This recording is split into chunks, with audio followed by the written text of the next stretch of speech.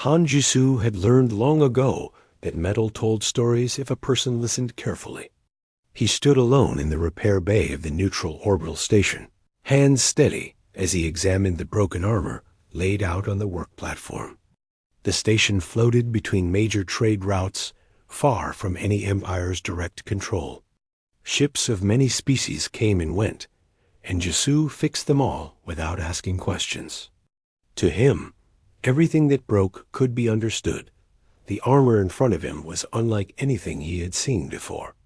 It was tall, dark, and layered with overlapping plates that looked grown rather than built. Thin lines of dim light ran through its surface like veins. Several plates were cracked, and one shoulder joint was almost torn apart. Deep burn marks showed where energy weapons had struck. Whoever wore this armor had been in real combat. Jisoo wiped his hands on a cloth and leaned closer.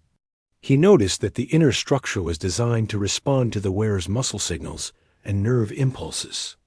The system was advanced, but it was not perfect. There were stress points where repeated movement would cause damage over time. He frowned slightly, not in fear, but in professional concern. A soft sound came from behind him.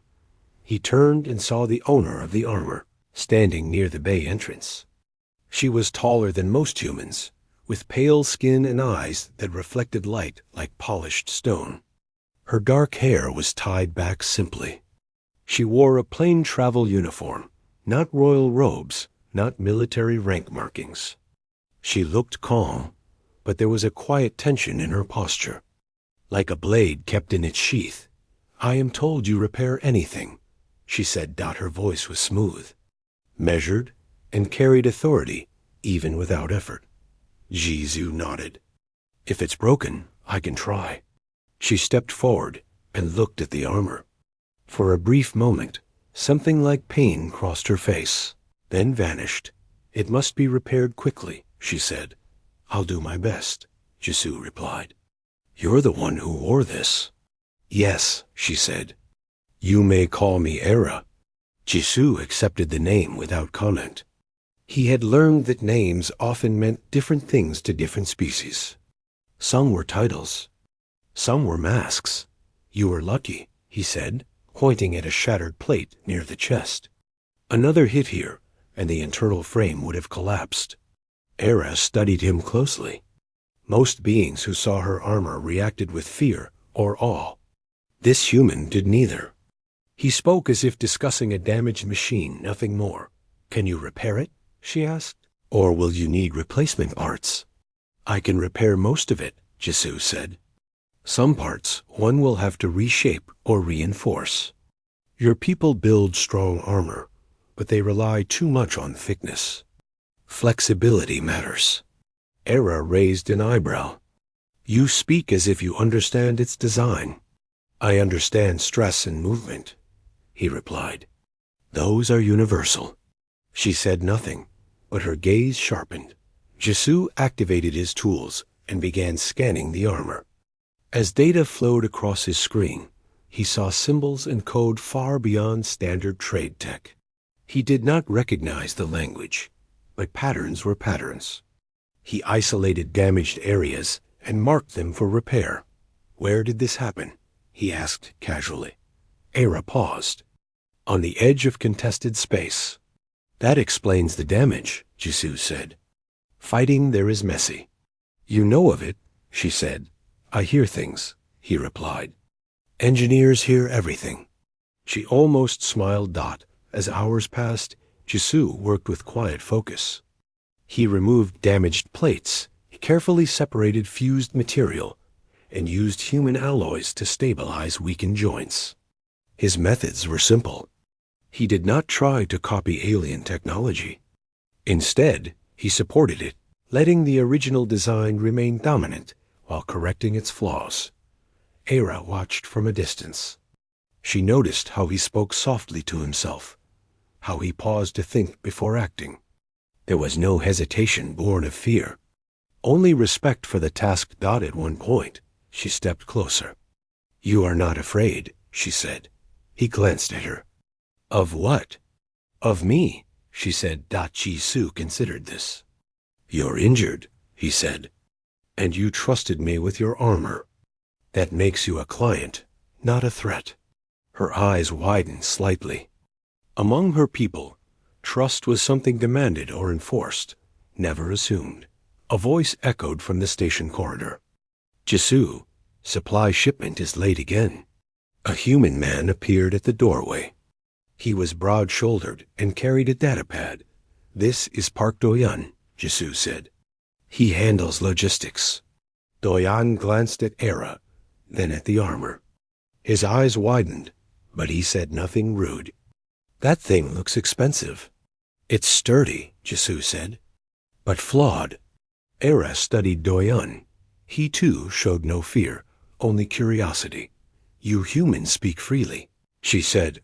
Easier that way, Doyan replied. Less misunderstanding. Doyan left, shaking his head. Jisoo returned to his work. As he opened a deep inner panel, he froze for half a second. Embedded within the armor was a control seal, far more complex than any he had seen. It was layered with security systems meant to recognize command authority. This was not standard soldier equipment. Jisoo did not comment. He simply adjusted his approach, careful not to damage the seal. He had learned that survival often depended on knowing when not to ask questions. Era noticed his pause. Something wrong? She asked. No, he said. Just delicate. She nodded, relieved. Outside the repair bay, unseen by Jisoo, several armored figures stood watch. Their weapons were hidden, but their attention never left the bay doors. They were elite guards, trained to kill entire squads without sound. To them, this human was touching sacred armor, yet no order came to stop him. Inside, Jisoo finished reinforcing the shoulder joint. He tested its movement, watching how the plates shifted smoothly now, distributing force instead of resisting it. This will hold better than before, he said. You might feel less strain. Era flexed her arm slowly. Surprise crossed her face. It feels lighter, she said. Efficiency, Jisoo replied. Strength doesn't have to be heavy. She looked at him for a long moment. In countless battles, warriors had knelt before her. Generals had begged for approval. Engineers from her own empire had bowed and waited for commands. This human simply worked. Finish it, she said quietly. I will, Jisoo said. As he turned back to the armor. Era realized something unsettling. For the first time in many cycles, she was not seen as a ruler, a symbol, or a weapon. She was simply a being who needed help. And the human gave it without knowing who she truly was. The next cycle began quietly, but the repair bay did not feel the same to Han Jisoo. He noticed it the moment he stepped inside. The air felt tense, as if unseen eyes were watching every movement. He did not let it slow him down. Machines did not care about tension, and broken armor still needed work. Era arrived shortly after him. She walked with calm steps, but her movements were more careful than before. Without the armor, she looked less like a warrior and more like a traveler carrying heavy thoughts. She stood near the work platform and watched Jisoo prepare his tools. I will need another full cycle, Jisoo said without looking up. Some internal systems were damaged deeper than I expected. That is acceptable, Era replied. I will remain here. He nodded. You can sit if you like. She hesitated, then sat on a metal crate near the wall. Queens of her people never sat below others, never placed themselves at a lower height. Yet here she did, without ceremony. She folded her hands and observed Jisoo opened a sealed section near the spine of the armor. Inside was a complex structure of layered energy channels and control nodes. He studied them carefully. The design was powerful but rigid. It assumed absolute authority from the one who wore it. He shook his head slightly. Too strict, he muttered. Era heard him. Strict systems maintain order, she said. They also break when conditions change, he replied. Humans learn that the hard way. She leaned forward. Explain. He paused his work. Long ago, we built things that only worked one way. When the environment changed, those things failed. Now we build systems that forgive mistakes. Adapt. Era considered this. Her empire valued obedience and strength. Adaptation was often seen as weakness. Jisu resumed work. He reinforced the energy channels with flexible connectors made from human alloys. They were simple, cheap, and reliable. He tested the flow. The readings improved. Outside the bay, Commander Relia stood with 2 guards. Her posture was rigid, her expression controlled. She did not like the situation. The Queen was exposed, dependent on a human who did not understand the danger of his position. Why do we allow this? One guard whispered. Because the Queen allows it, Relia replied. And because the results speak for themselves. Inside, Lee Mira entered the bay carrying a data pad. She slowed when she saw Era, her sharp eyes taking in every detail. New client, Mira said quietly to Jisu. Sort of, he replied. Mira looked at the armor, then at Era. That tech is not on any public registry. Era met her gaze without flinching. Some things are not shared, Era said. Mira smiled thinly. So are some human tricks. The 2 women studied each other, each recognizing intelligence in the other. Mira shrugged and handed Jisu the datapad. Power fluctuations stabilized, she said. Whatever you're doing, it's working. Good, Jisu said. Mira left, but not before giving Era one last curious look. Hours passed. Jisu worked steadily, adjusting, testing, correcting. Era found herself asking questions. At first, they were small questions about tools and materials. Then they became larger. Why do humans accept danger so easily? She asked. Jisu thought. We don't accept it easily. We accept that it exists. Fighting reality wastes energy. Her fingers tightened slightly. In her world, reality was something rulers shaped through force. A warning alarm sounded softly. Not an emergency, but a proximity alert. Jisu checked the station feed. Unidentified ships, he said. Probably scouts. Era stood at once. Our defense is active. They will be if needed, he said calmly. She watched him, searching for fear. There was none. Only readiness. He returned to the armor and activated a partial systems test. The plates shifted smoothly, responding faster than before. Energy distribution balanced evenly. This is better than original design, he said. Era stepped closer. You improve what my empire spent generations perfecting. Perfection is temporary, Jisu replied. Improvement is constant. She was silent for a long time. The station shook slightly as distant weapons fire echoed through space. The scouts had engaged local patrols. Era looked at the armor. If this station is attacked, she said, your life will be at risk. So will everyone else's, Jisu replied. That's how shared space works. She studied his face. No anger, no pride, just acceptance. Relia entered the bay, unable to stay away any longer. We should leave, she said to Era, her voice low. Era did not turn. Not yet. Relia stiffened when she saw the modifications. You changed the royal. She stopped herself, eyes flicking to Jisu. The armor, she corrected. Jisu pretended not to notice. Era placed a hand on the armor. This human sees flaws where we see tradition. Relia said nothing. The proximity alert faded. The scouts retreated. Jisu exhaled slowly. Looks like we're clear. Era relaxed slightly. She realized something then. Her safety did not come from guards or titles in this place. It came from cooperation. Jisu, she said. He looked up.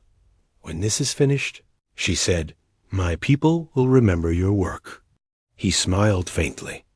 I don't need to be remembered. Just paid on time. For the first time, Era laughed softly. It was a sound rarely heard by anyone. As Jesu returned to his tools, Era looked at the armor again. It no longer felt like a symbol of power alone. It felt like a bridge between two ways of thinking. She wondered what would happen when he finally learned who she truly was, and she was not certain she wanted anything to change. The station did not sleep, but it did slow. Lights dimmed slightly as traffic moved to other routes, and the repair bay grew quieter. Han Jesu liked these hours best. Fewer interruptions meant clearer thinking. Era stood beside the armor as Jesu prepared for the final phase of internal calibration. She wore the same simple uniform, but there was something different in her eyes now. She watched every movement with sharp focus, as if committing his methods to memory. This stage is sensitive, Jesu said. If I rush it, the whole system could fight itself. Take your time, Era replied. I have learned patience. That statement surprised even her. Patience was not a trait her people praised. Yet here, waiting felt natural. Jesu connected a human interface module to the armor core. The screens filled with flowing symbols and data streams. Some systems resisted the connection, pushing back as if offended. Still stubborn? He murmured. Era tilted her head. The armor recognizes only authority. Machines shouldn't care about rank, Jesu said. They should care about function. He adjusted the interface, introducing a translation layer that softened command inputs. Slowly, the resistance eased. The armor accepted the changes. Era felt a strange sensation as she observed. It was like watching walls move where none had moved for centuries. A low vibration ran through the station. Not an alarm. Not yet. Jesu checked the external feed. His expression hardened slightly.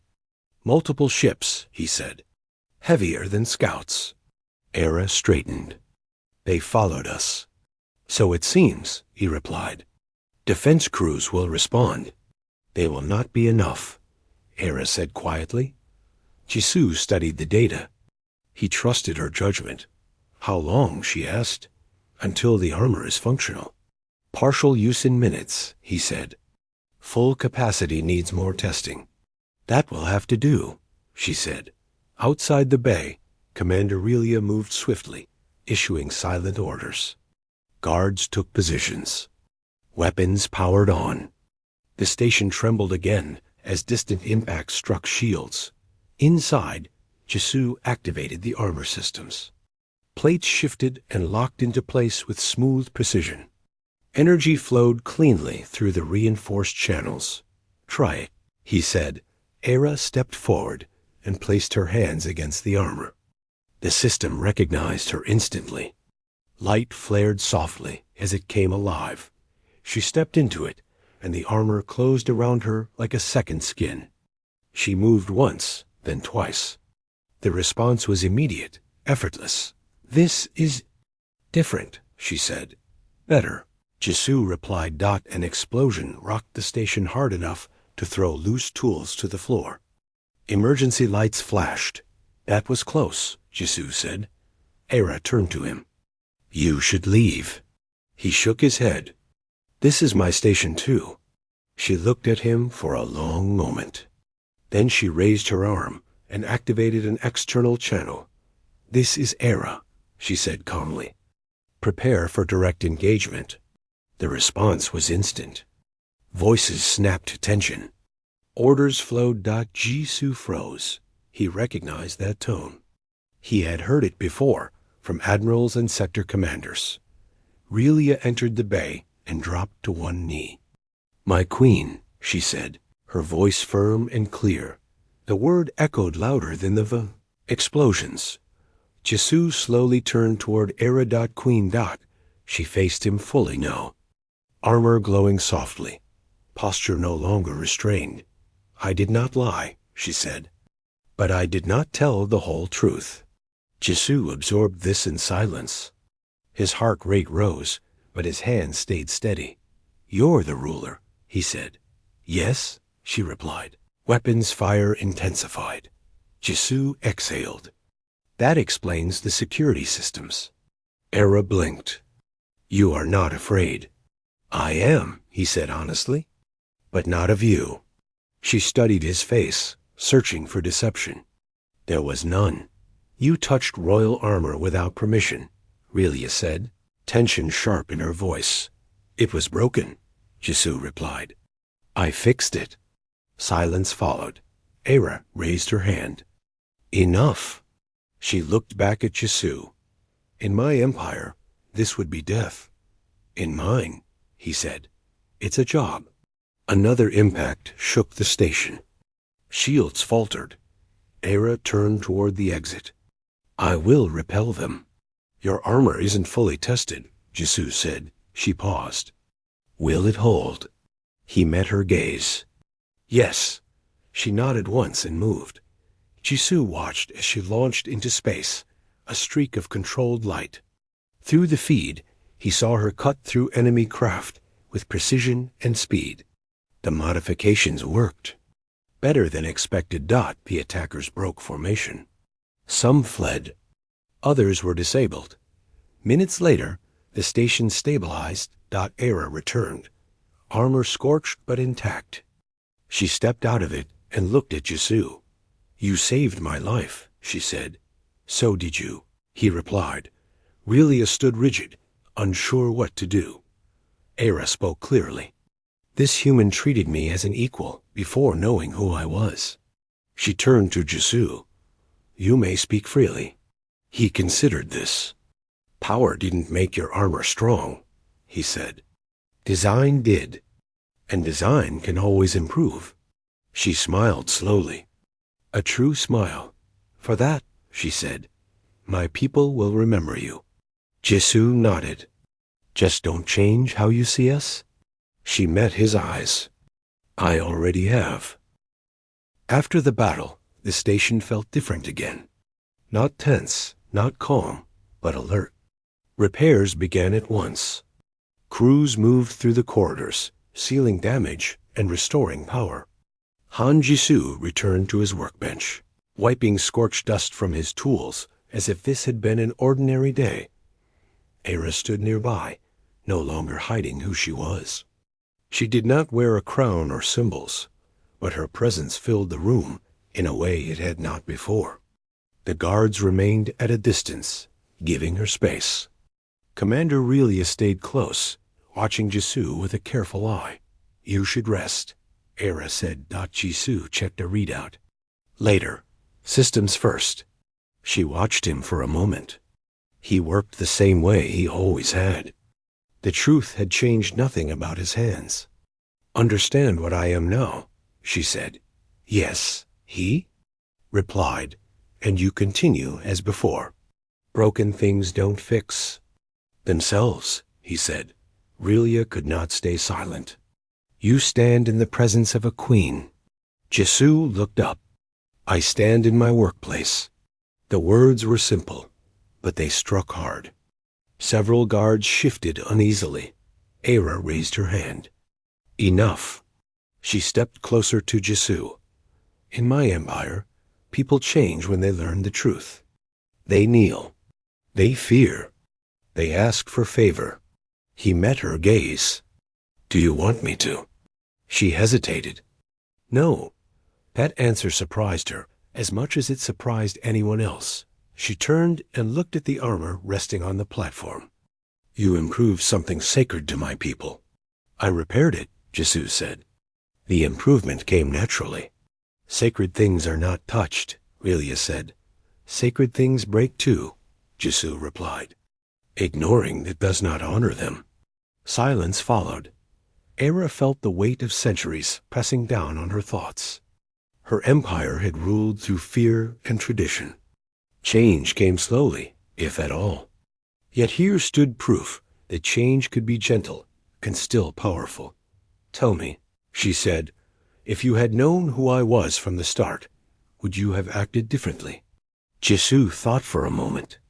I would have asked about payment terms sooner. A few humans nearby laughed quietly. Even Relia looked confused. Hera stared at him, then laughed. Not softly this time, but openly. You reduce my status to humor, she said. No, he replied. I reduce distance? Her laughter faded into something thoughtful. Later, in a secured chamber, Hera met with her commanders through holographic links. The station's damage and the failed attack were discussed quickly. Then the subject shifted. The human, one commander said. He touched royal armor. He improved it, Hera replied. This sets a dangerous example. It sets a useful one, she said. Relia stood beside her. My queen, tradition. Tradition did not save us today, Hera said firmly. Adaptation did. The commanders fell silent. Back in the repair bay, Jisoo finished recalibrating the last system. He shut down the interface and stretched his shoulders. Only then did he feel the exhaustion. Hera returned alone. I have made a decision, she said. He turned. About the armor. About my empire, she said. That caught his attention. You showed me something simple, she continued. That strength does not need distance. That respect can exist without fear. He nodded slowly. Humans learned that after many mistakes. My people are still making theirs, she said. She looked at him steadily. When we leave this station, word will spread. They will know a human altered royal equipment. That could be a problem, he said. It could also be an opening, she replied. How humanity responds will matter. He considered this. We usually respond by doing our jobs. A small smile touched her face. Relia entered. The fleet is ready. We can depart at your command. Hera nodded, then looked back at Jisoo. Walk with me. They moved through the corridor together. Crew members stopped and stared, unsure how to react. A human engineer beside an alien queen did not fit any rule they knew. At the hangar, Hera stopped. You owe me nothing, she said. But I will not forget this. He shrugged lightly. Just remember that humans fix problems. That's what we're good at. She studied him one last time. You fixed more than armor. Then she turned and boarded her ship. As it departed, Jisoo watched through the viewport. He felt no pride, no fear. Only a quiet sense that something large had shifted. Around the station, whispers spread. A queen had come. A human had not bowed. And the galaxy had noticed. Time moved on, as it always did. The station returned to its normal rhythm. Ships arrived, ships departed, and repairs filled the days. Han Jisoo went back to his routine. He checked requests, fixed what was broken, and shared quiet meals with coworkers. To him, the visit of a queen became another memory filed away, with many strange moments of station life. But the galaxy did not forget so easily. Messages began to arrive weeks later. At first, they were simple trade inquiries from unfamiliar systems. Then came requests for joint repairs, shared testing, and technical advice. Some messages carried formal language and careful words. Others were blunt and curious. All of them mentioned the same thing. Human engineering. Park. Doyan noticed the change first. Traffic is up, he said one day, scrolling through schedules. A lot. Lee Myra nodded. And they're asking for humans by name. Jisoo frowned slightly. That's not ideal. Myra smiled. Relax. They want your methods, not your autograph. Jisoo hoped she was right. Far beyond the station, Hera stood before the ruling council of her empire. She wore formal armor now, fully restored and improved. The changes Jisoo made had been studied carefully. Engineers argued at first. Then they tested. Then they stopped arguing. The results are clear, one engineer admitted. Performance increased. Because a human ignored protocol, a noble said sharply. Because a human understood function. Era replied. She spoke calmly, but her words carried weight. Our empire has relied on fear, she continued. Fear demands distance. Distance weakens understanding. Murmurs filled the chamber. You would place trust in humans. Another voice said, I place trust in results, Era answered, and in a mindset that solves problems instead of protecting pride. Silence followed. She issued new orders that day. Limited exchanges, shared workshops, observation teams. Nothing dramatic, nothing threatening, just contact. Back at the station, a delegation arrived without warning. Their ships were marked with Era's seal. Relia led them, her expression serious as always. She requested a private meeting with Jesu. He wiped his hands and nodded. All right. They met in a small room overlooking the hangar. The Queen sends her regard, Relia said. And her offer. She placed a data crystal on the table. Joint engineering initiative, she continued. Your species working with ours. Jesu examined the crystal, but did not touch it yet. Why me? You are trusted, Relia said. Because you did not seek power.